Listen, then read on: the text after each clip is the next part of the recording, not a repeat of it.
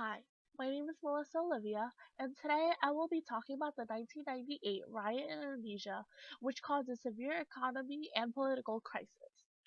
Let's first talk a little bit about Indonesia. Most people does not know where Indonesia is even located. Indonesia is located in Southeast Asia. Indonesia is composed of 17,000 islands. It is home to over 220 million people. It is the fourth most populated country in the world. Many tourists visit the amazing beaches in Bali, cities filled with many sightseeing places.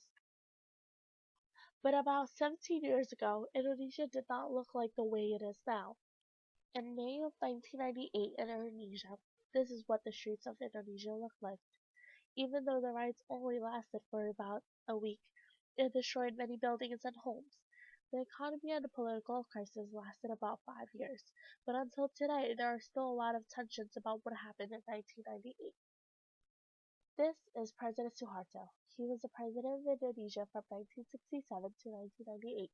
President Suharto was overall a great president until 1997, making him the president of Indonesia for already 30 years. So what happened? Why for 30 years this man was loved by the citizens of Indonesia, but it all changed? Some say that he only made great decisions for the country because his wife was the one that made the ideas, but some say that it is just because he is stressed out and depressed because of his wife's death. Siti Hartira was Suharto's wife, and she died in 1996. Indonesia's economy problems started in 1997. Indonesia was affected by the Asian financial crisis. Some may know it as the Asian contagion. The Asian financial crisis started out in Thailand. It caused currency declines. When a country's currency declines, it affects the stock markets, causes trade problems, and also makes the citizens disappointed in their government.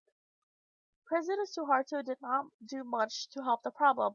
One of Suharto's mistakes was with the foreign exchange market of Indonesia's currency. When someone exchanged their rupiah to US dollar, it cost 3% to 5% more rupiah to convert however amount of US dollars. The people were smart about it and waited for it to drop to 3% and then convert their money. When it goes back up to 5%, people converted back their US dollars to rupiah. So people end up making a lot of money from this. President Suharto thought that it wouldn't hurt the economy at all. When Suharto didn't really think this mattered, other people would raise the percentage to 8 to 9% more rupiah for 1 US dollar. The people end up making a lot of money from this. Because the people are making more money, they will put their money in the banks. When the government saw the economy has so much money, they started to increase how much 1 rupiah is worth. It kept decreasing and decreasing that it caused Indonesia's rupiah to be worth almost nothing. These three graphs that I will show you came from tradingeconomics.com. As you can see from this first graph, it shows the Indonesian rupiah. Rupiah is what they call dollars in Indonesia. This graph basically shows you the currency worth between 1991 to 2000. As you can see, the currency was worth about 2,000 rupiah for every single US dollars from 1991 to 1997. But in 1998, for every 10,000 to 12,000 rupiah, it gives you only 1 US dollar. In the middle of 1998 and 2000, it even reached up to 60,000 rupiah for 1 single US dollar. In this second graph, it shows the currency worth from 2000 to 2015. Ever since 1998, nothing got better. As you can see, in 2002, it reached 12,000 rupiah for every US dollar, and in 2009, it reached 13,000 rupiah for every US dollar. So now, in 2015, it is about 12,000 to 13,500 rupiah for every dollar. So as you can see, the Asian financial crisis did a lot of damaging in 1998, and still today it made a huge difference. Let's look at this data table. This data table shows the currency in many different countries. As you can see, Indonesia has the highest number as of May 2015. Compared to the other countries, Indonesia currency is really low. As you can see, Indonesia compared to the United States is way bigger. The second highest is South Korea, but even South Korea's number is only 1,092. This shows how damaged Indonesia's currency is. Many people right after the riot happened moved to a different country. Most of them moved to Australia and the United States. They felt like Indonesia was not a safe place for them anymore. They also want to move to be able to have more opportunity for themselves and their kids. Because Indonesian currency is so low, it is really hard to make money. If they move to America, most of them applies for an asylum. Asylum is a protection granted by a nation to someone who has left their native countries as a political refugee. In America, Indonesians have a better life. Most of them lives in Philadelphia, Seattle, California, and New York. Because of all the economy problems, the people of Indonesia decided that they should have a different president. They wanted Suharto to resign because of his poor collaboration with other nations and because of his failure to apply a solution in a timely fashion. Suharto resisted to resign because he was already as president for more than 3 decades and feel as though he is a great president. The people also wanted him to resign from president because they wanted a new president with new ways of controlling Indonesia. Many people started to protest in the beginning of 1998 of May. Many people just go on the streets with signs saying that Suharto must resign. But Suharto still resists and ends up sending many soldiers in the streets to stop the citizens from protesting. One day, on May 12, 1998, soldiers opened fire and shot dozens of people that were protesting. The people that died were college students that went to Trikati College. The students that went to Trikati became very angry and ends up starting a riot between the police and the citizens. Many people started to join in the riot. Most of the people end up not fighting with the police, but ends up hurting the Chinese and the Christian people. Indonesian people had tensions with the Chinese people because they felt that Indo-Chinese were the ones that made them poor because most of Indo-Chinese were rich. They felt like Indo-Chinese people are the people that should be blamed for all the economy problems. Other Indonesian people blamed it on the Christians. 99% of Indonesia's population is Muslim. They end up blaming it on the Christians because they already had tensions between the Muslims and the Christians already. The riots consist of burning down homes, stores, and other buildings that were owned by Christians or Indo-Chinese. A total of 1,000 people died, and 87 women were reported raped. The military tried to stop the protesters, but ends up being very violent to the protesters. Some of the people, before they burn down a house or a store, they would ask the people that lives or own the building for a certain amount of money. If they give them the money, they will back off and not hurt them or burn down the building. But if they say no, they will immediately burn down the building. And if there are any women around, they will take the woman and rape her. After days of rioting, Suharto finally decided to resign on May 21st, 1998, and apologized for his mistakes. Vice President Habibie became Indonesia's next president.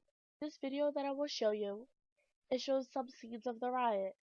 Some people were interviewed, some of them were on the victim side, and some of them were from the soldier side.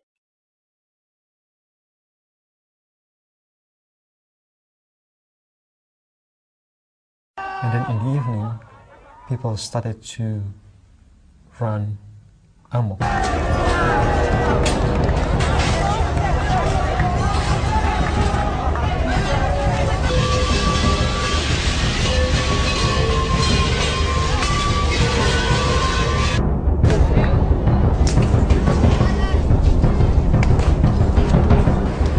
Mereka tahu benar betapa masa ini sudah demikian remuk digempur oleh krisis ekonomi yang mendalam.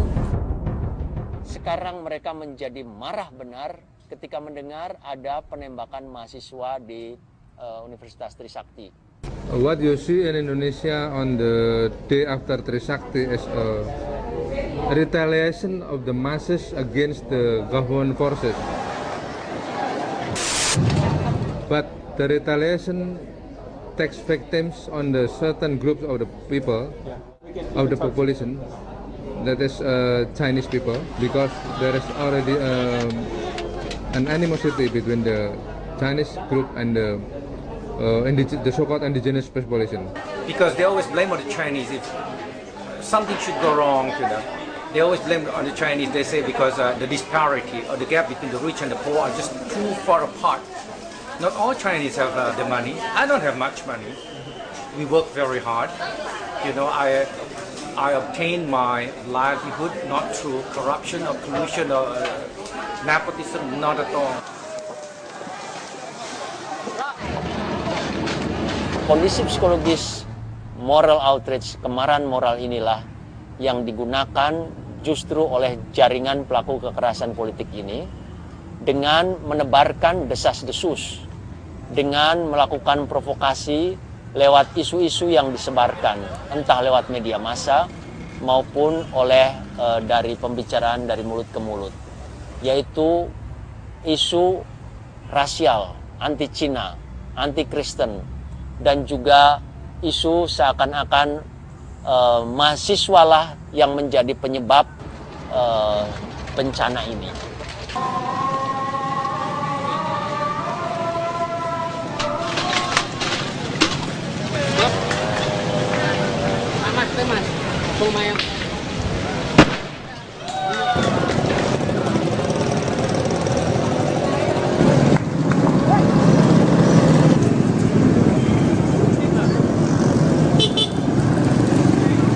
Well, it is an organized crime by dirty hands. Who do you think organized it? I don't know. That's a question, you know, I like the answer. Dari pimpinan saya udah minta pasukan, karena masukannya kurang, mereka minta uang gitu. Minta uang, nah, kalau nggak salah dengar saya 125 juta ya 3 hari sebelum kejadian. Lalu manajer yang di sini, yang pengelola di sini tidak menanggapi. Terus masuk, mau kapan lagi diskon besar-besaran? Kita tuh selalu merasa bahwa isu SARA itu memang dibuat oleh pemerintah. Menurut saya ada ya trigger-trigger yang membuat orang-orang yang memang sengaja melakukan itu. Karena dalam pola gerakan kami aja di ITB itu selalu dihindarkan, kita selalu memprediksikan ini isu pasti dibalikin ke SARA nih. Cepat bikin semua antisipasi agar tidak belok ke sana. Fokuskan musuh kita tuh siapa, kesalahan itu ada di mana. Itu selalu kita buat karena kita selalu percaya bahwa itu adalah rekayasa yang pemerintah aja menghidupkan kesalahan. Karena personilnya kurang, jadi kalau emang ada uang sekian, saya sanggupin, dijamin aman. Ada mau nggak uang gitu.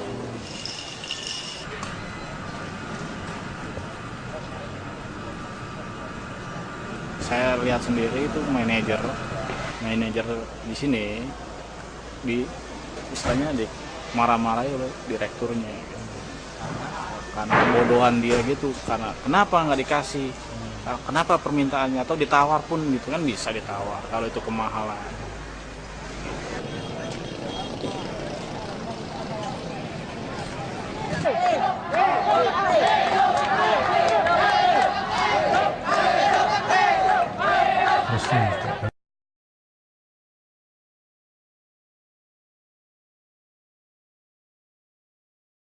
The three main ideas that can be taken from this video is that 1. Asian financial crisis caused many economy crises in many different countries, but affected Indonesia the most. 2nd, Indonesia's economy problem was that their currency, which is rupiah, was worth almost nothing. 3rd, protesters took a turn and decided to blame it all on the Indo-Chinese and the Christians instead of the government, because they needed someone to blame it on, and also because the Indo-Chinese were the ones that was rich in the country.